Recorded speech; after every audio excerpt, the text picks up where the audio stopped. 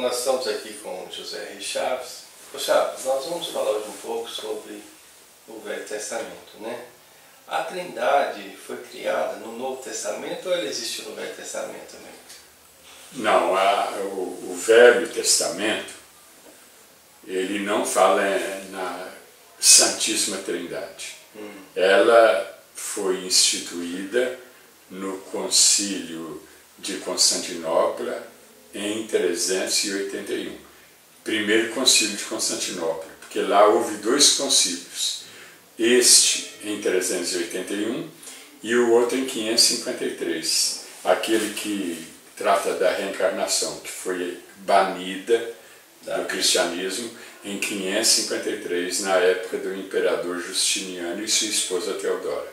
Agora, esse de 381, que é o primeiro, então, Concílio Ecumênico de Constantinopla, é ele que começou a instituir a Santíssima Trindade. Aliás, no Concílio de 325 de Nicéia, também já começou um pouco a Santíssima Trindade, porque foi declarada, instituída a divindade de Jesus. Concílio de Nicéia de 325.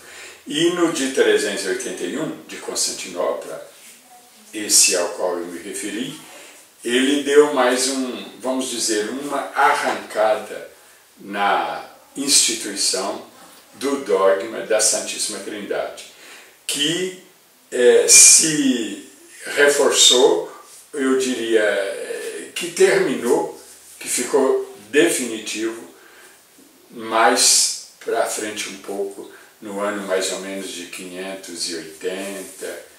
Foi aos poucos a Santíssima Trindade sendo instituída, porque logo que o Concílio de Constantinopla, 381, fez uma declaração muito forte, muito importante sobre a Santíssima Trindade, aí Santo Agostinho, ele que já havia se convertido ao cristianismo e era um gênio, uma inteligência extraordinária, foi ele que bolou, vamos dizer assim, a doutrina da Santíssima Trindade.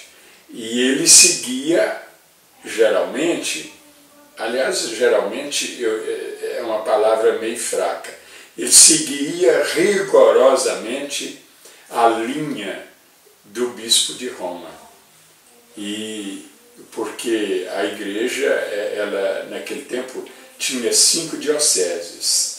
E essas dioceses, elas eram comandadas pela diocese de Roma, porque o bispo de Roma, ele era amigo do imperador, ele era uma pessoa importante. Então, a opinião dele era muito válida para as outras dioceses. E Santo Agostinho, ele era muito fiel a essa diocese de Roma.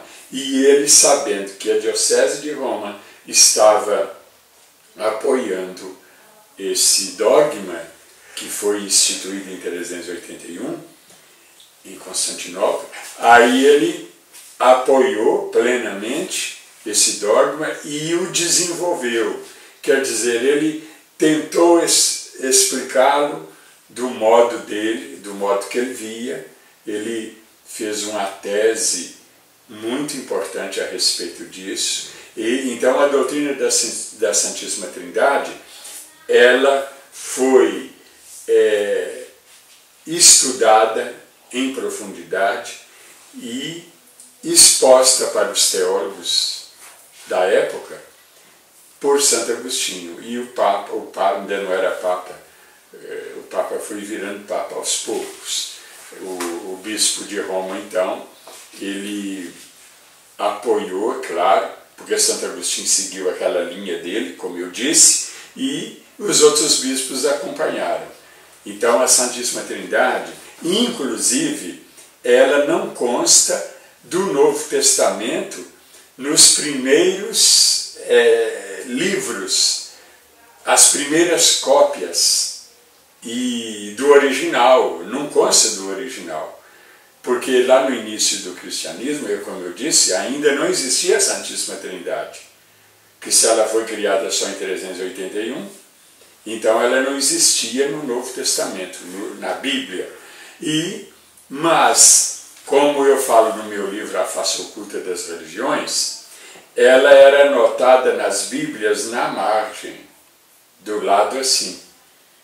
E futuramente, então, ela foi colocada no Novo Testamento. Antes ela não existia nos primeiros, eu diria, nos originais e nas primeiras cópias não havia a Santíssima Trindade. Então, na Biblioteca de Genoveva, que há esse Novo Testamento lá, então a Santíssima Trindade está anotada na margem, depois ela passou para o texto oficial. E, por exemplo, no Velho Testamento, né, ela fala assim, no princípio era o Verbo, e o Verbo estava com Deus, e o Verbo era Deus. E o Verbo era Deus. Né, e o Verbo, né, quer dizer, a fala, né, o ensinamento. A fala. E era uma previsão da vinda do Cristo, será? Não, aí não, tem a ver com isso aí, mas não era bem uma previsão. O que acontece é o seguinte, o verbo é a fala, o discurso, o tratado, né, de Deus. Então, verbum dei em latim, verbum dei, verbo de Deus. Jesus é chamado verbo de Deus. Por quê? Porque ele trouxe a mensagem do Pai, a mensagem de Deus para nós. Então ele simboliza essa fala de Deus, porque a mensagem dele é do Pai, é de Deus, que o enviou para trazê-la para nós aqui. Agora, essa questão aí, ele era Deus, né? O verbo era Deus, aí nós temos que ver o seguinte, que nos tempos antigos era comum chamar as pessoas importantes de deuses. E todos nós somos deuses. Está no Salmo 82, versículo 6, e no Evangelho de João 10, 34, lá está escrito, Jesus dizendo, vós sois deuses.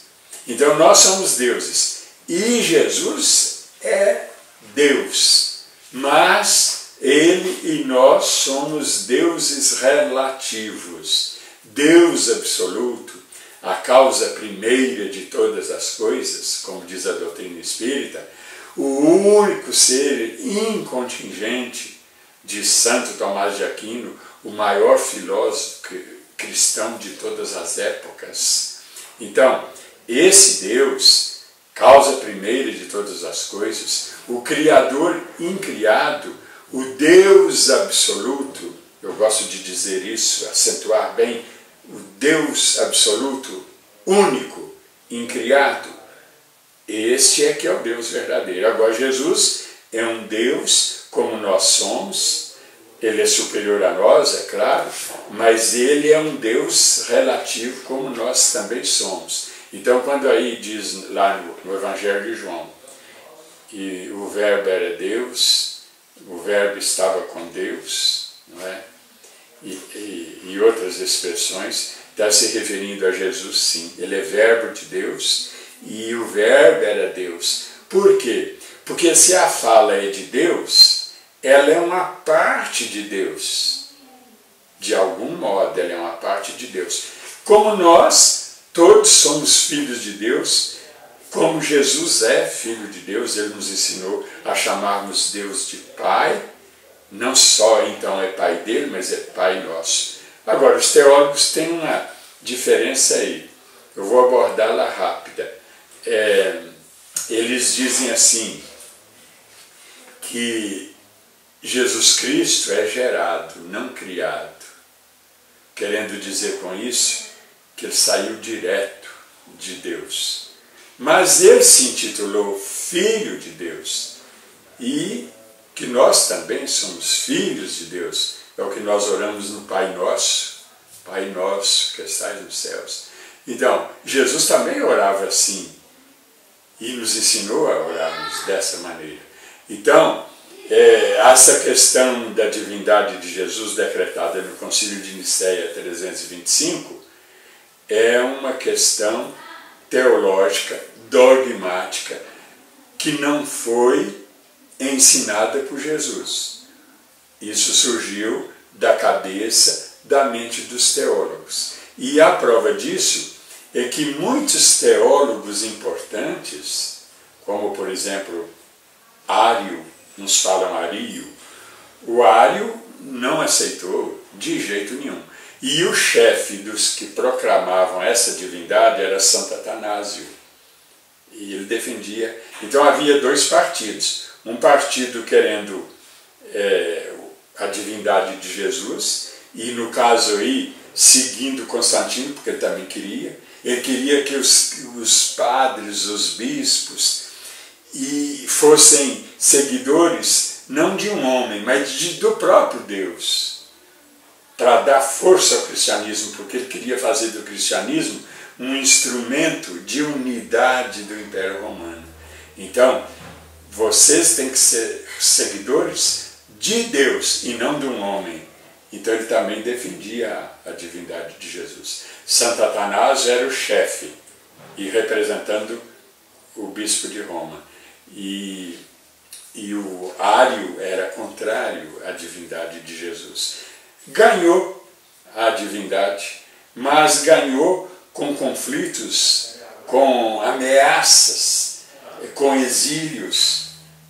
Muitos foram ameaçados de exílio e até de morte, se não apoiassem esse lado aí que decretou a divindade de Jesus. Então é um assunto muito polêmico, aliás, com devido respeito aos dogmas, mas todo dogma é dogma exatamente porque é uma doutrina polêmica. E quem não aceitasse o dogma morria na fogueira, na Idade Média.